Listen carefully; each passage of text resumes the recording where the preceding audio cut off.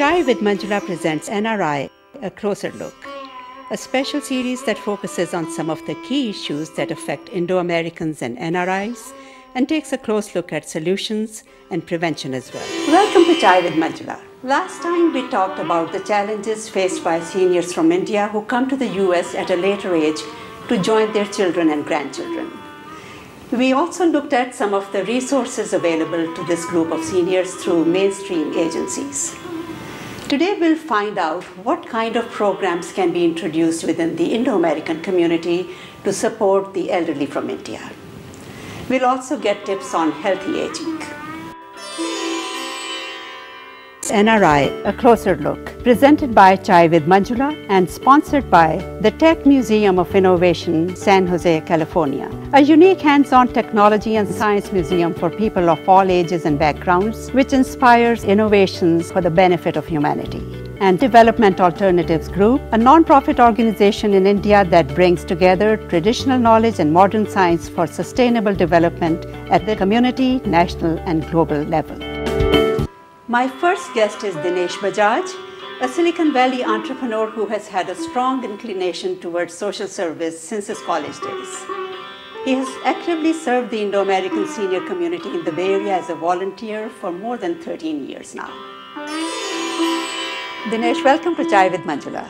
Thank you, Manjula. You are one of the most dedicated volunteers in our community, so it's really a pleasure to have you here today. Thank you. And you have served the senior community here in the Bay Area for more than 13 years. So tell us, which organizations or establishments were you working with? Well, I got involved originally with the temple in Fremont. I worked with young kids, and the program was called Seva. Okay. And then that kind of petered out after 10 years or so.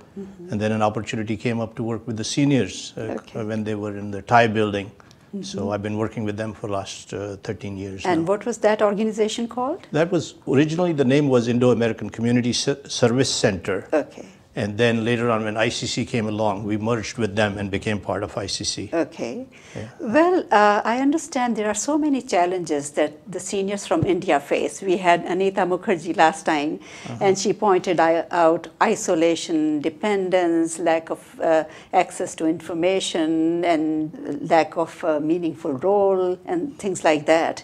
So what kind of programs is ICC or the other organization that you were working with before, do they have to address these issues? Well, we do realize that people who have come from India, you know, they're older generation than we were when we came here. We adapted a lot faster, and for them it's not as easy. And they do face those problems. And our main mission really at ICC is to make their life happier and more relaxed. And as a matter of fact, the feedback we continuously get from them is that this is more of a first home for them than their real homes. So we really do get by. And the programs, a lot of them are designed by them, the involvement of the seniors. It's not like we impose based the stuff. on the need. And based on that, one of the most popular programs is what we call Chajju Ka Chobara, which is on Wednesdays. It's a 2-hour program, and full 2 hours are dedicated to these members sharing their own stories. Some of them like to come and, you know, tell about jokes, and some of them sing songs. Open mic. It's an open mic program. We limit them to about 7 to 9 minutes. Some of them talk about public service, what projects they're working on. So it's their program designed by them, but they really enjoy it because this is what gives them a chance to express what's in their mind, you know, what's going on in their life. And we have had a 90-year-old come sing songs there. You know, some kids come and perform for them also. So that's the most popular program. That's on Wednesdays. Then we have also programs on Mondays and Fridays.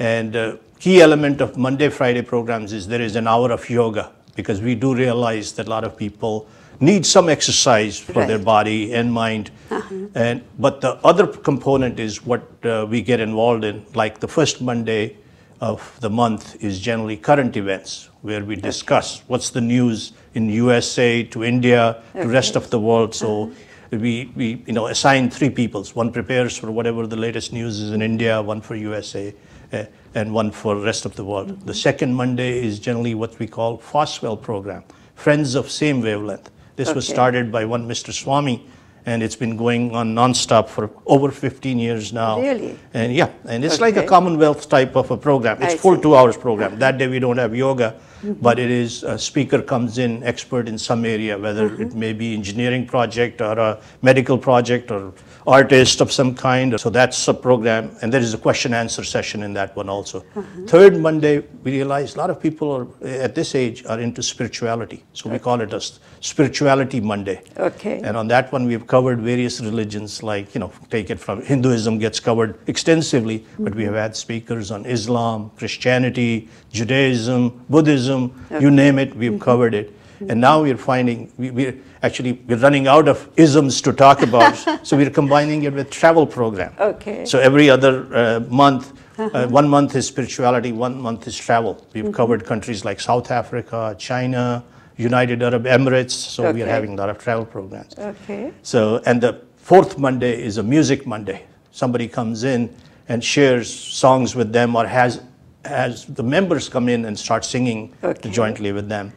And then Friday is, again, the second half is, of course, yoga, but the first, most of the Fridays are related to, the first Friday is a book club program, and second Friday is singing by various groups, and third Friday is singing local folk songs. Okay. And fourth Friday is like a colloquium type of a program where some topic is chosen and people talk about that one. Wow. So that's all. Lots of variety of program, all designed by the members themselves to, for their own benefit. Sounds like a very vibrant community there, and you are catering to all their needs, emotional, physical, mental.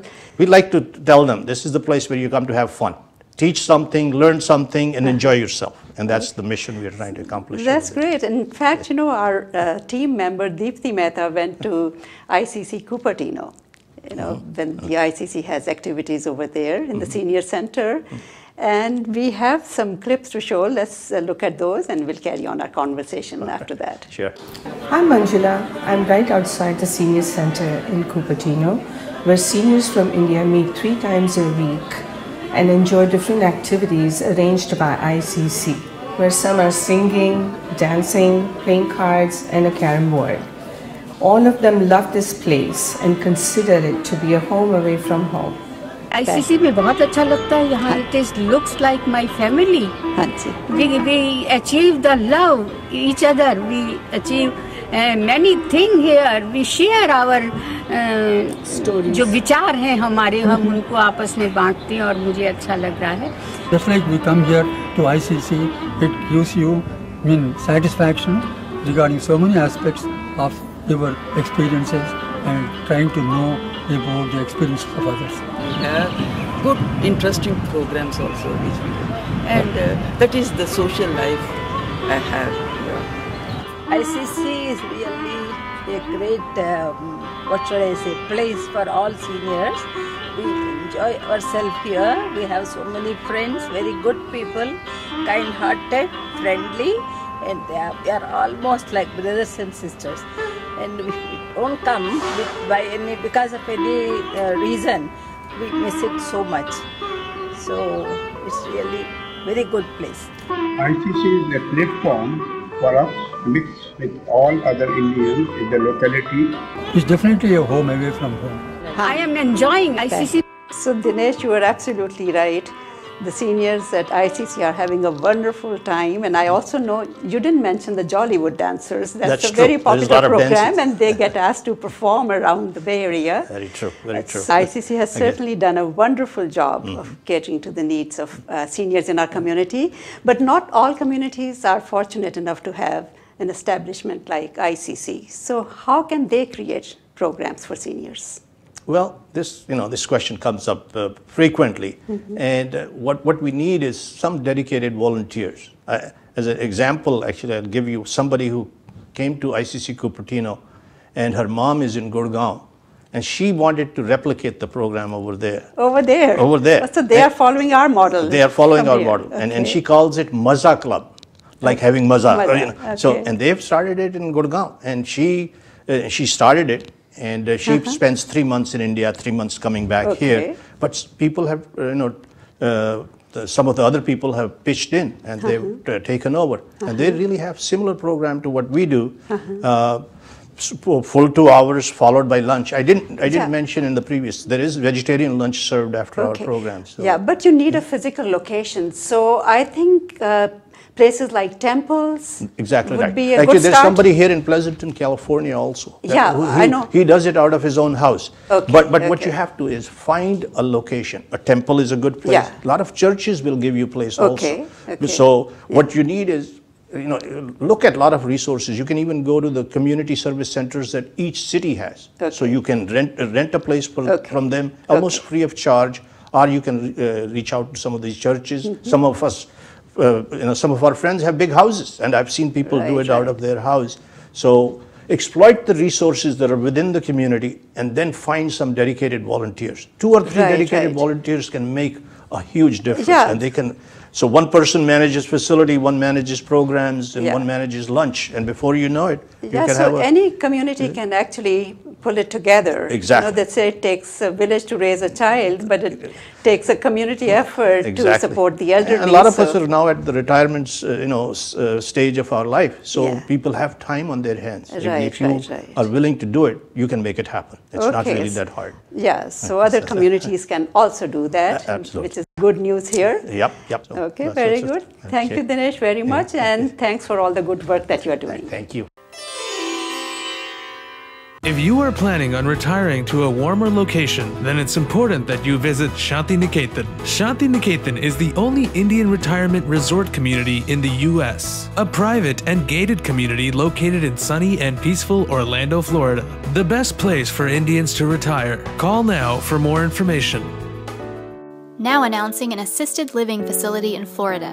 Meetings for potential projects will be held in Los Angeles, California on Saturday, June 28th, and in Phoenix, Arizona on July 13th. For information, call 352-508-7060.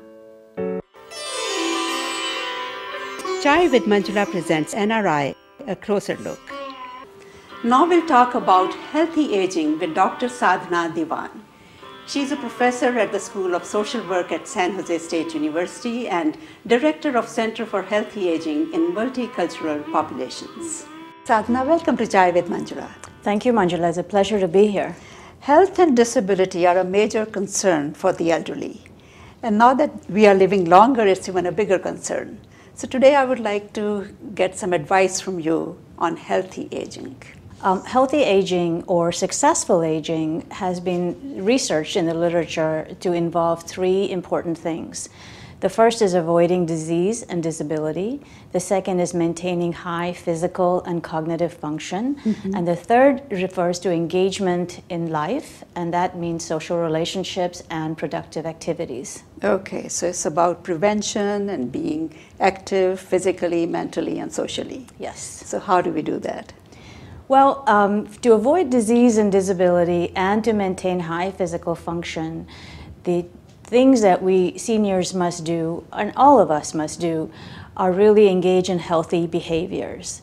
And the common healthy behaviors that have been found to be most effective are nutrition and physical activity.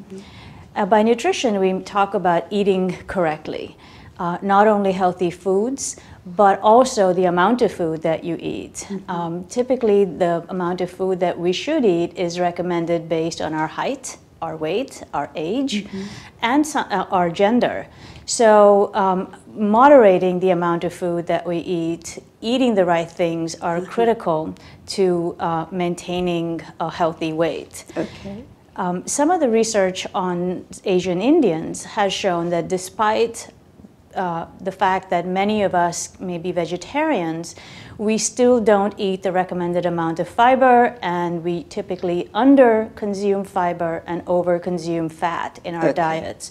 So becoming aware of what we should be eating is one important step. The next piece of healthy behavior is physical activity.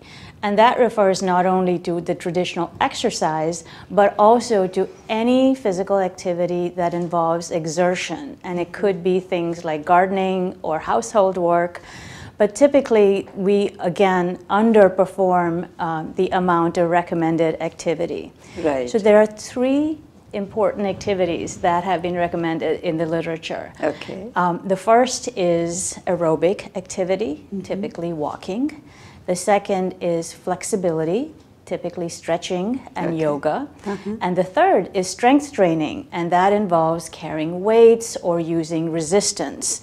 And this last one is particularly important in maintaining balance, in preventing falls, and improving our general health. Okay, so walking, stretching, and weight. And weight. Okay. What do counties typically offer to seniors in terms of health maintenance or exercise facilities and all that? What is available to them? Well, every county has an area agency on aging that has senior centers, which often become the focal point for offering activities around nutrition and around physical activity. There are many programs that counties offer that can help you avoid illness by engaging in healthy behaviors. But should you do happen to acquire a disease, and many of us, despite our best efforts, may end up with the common chronic conditions like diabetes, high blood pressure, arthritis, and heart disease. And there are then programs that are available to help us manage these chronic conditions. Are there any classes people can take? Yes, they're called chronic disease management classes. Okay. There are two kinds. One that is specialized, it's offered by foundations. For example, the Arthritis Foundation will offer a class. But there are others that are more general, like the Chronic Disease Self-Management Program, or CDSMP. That's a well-tested program developed by Stanford University. They've researched it over the last 30 years. And it has shown to be very effective in helping seniors manage their own chronic condition. Across the country, people have access to such programs? Yes. In fact, this program is so well developed and has such a great deal of evidence supporting it that the Administration on Aging not only endorsed it, but provided funding to to many counties to provide the program. So there's two kinds, again, in the CDSMP classes. They can be in-person workshops, face-to-face meetings, usually for 6 weeks, about 2 hours a week. Or they can be done online. The program is called different things in different states. So in California, it's called the Healthier Living Program. In New Jersey, it may have a different name. But the online program is called, and I want to make sure I get you the right name, it's called Better Choices, Better Health. Both programs are, again, 6 weeks, but the online program offers you the flexibility of doing it at your own time, but you still need to finish it within 6 weeks. I see. And are they typically offered free of cost, or is there a fee? The vast majority are offered free. If there is a cost, it's nominal. And how do people look these up? How do they find out about these classes in their area? Well, I would look up a website called, and again, I will read that out to you. It's called www.restartliving.org. So it's restartliving.org. Or you can also do an online search that says Chronic Disease Self-Management Programs, and you should get a lot of hits on what these are in your area. The CDSMP manual is offered in 19 different languages, including many of the South Asian languages such as Hindi, Urdu, Bengali, Gujarati, so that ethnic community organizations can have some of their lay volunteers trained to deliver these programs who can then take it back to their own communities. That's great. So before we go, do you have a message for the seniors in our community about healthy aging? Yes, absolutely. Healthy aging starts early in life. But even if you have not been doing it earlier, there's no time to start like now. Look up the resources in your ethnic community as well as in the communities that you live, because there's a lot out there that can help you age well. Great. Thank you so much, Sadhna, for coming and for the advice. It's a pleasure meeting you. Dr. Sadhna Diwan gave us tips on healthy aging. We also found out how the Indo-American community can support the elderly from India by creating specific programs and facilities for this group of seniors, following the models that are successful. And ICC in the Bay Area is certainly one of them. This can be a great legacy to leave behind and a precious gift to future generations. And that concludes our discussion on the quality of life of senior immigrants from India. Welcome to our special segment, Technology Benefiting Humanity. My guest is Brinda Vanakul. She's the Educational Programs Manager at the Tech Museum of Innovation in San Jose, California. Brinda, it's great to have you back. Thank you. I'm so happy to be back here. Yeah, last time when you were here, you told us about the special summer programs. So tell us what else is happening at the Tech. Yeah, so last time I talked a lot about some of the drop-in programs that the casual museum visitor could just come and expect when they come to the Tech. But today I'd like to talk to you a little bit more about some of the workshops that we have going on at the Tech this summer. So workshops are a really great space to spend a little bit more time and get a little bit more engaged in a certain project or learning a certain educational technology medium. Okay.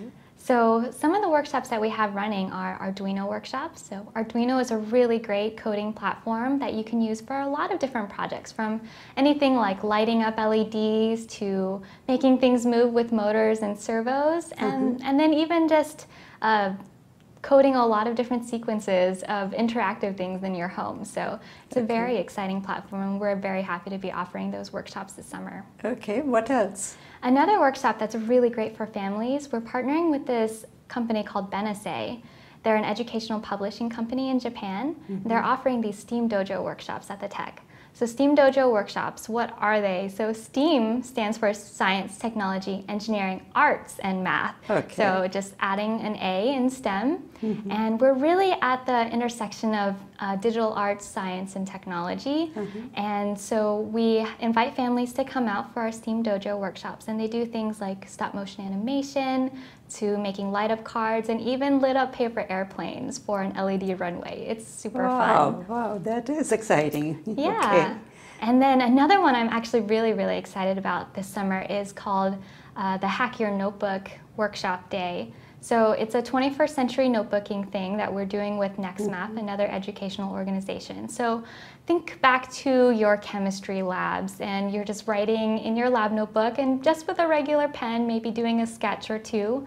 But what we're doing in these Hack Your Notebook days is we're actually integrating circuits and lights and sensors into your notebook. Okay. So it's kind of a cross between a lab notebook and a computer lab notebook. It's really fun in between. Okay, that sounds very exciting.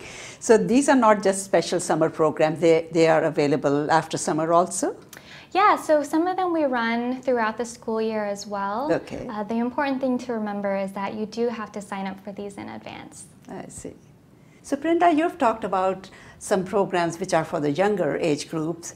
So tell us more about some of the programs that are for all age groups. Sure, so at the Tech we do love to reach all ages. And we are starting to offer more things for adults and young professionals.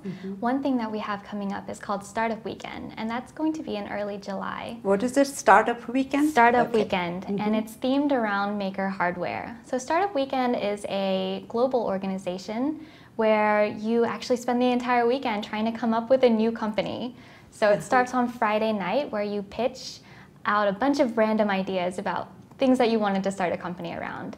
And then you form teams. Everybody votes on which ideas should go forward and which teams should work on what ideas. And then throughout the weekend, all through Saturday, all through Sunday, until Sunday evening, when the teams do their final pitches and try to sell their company.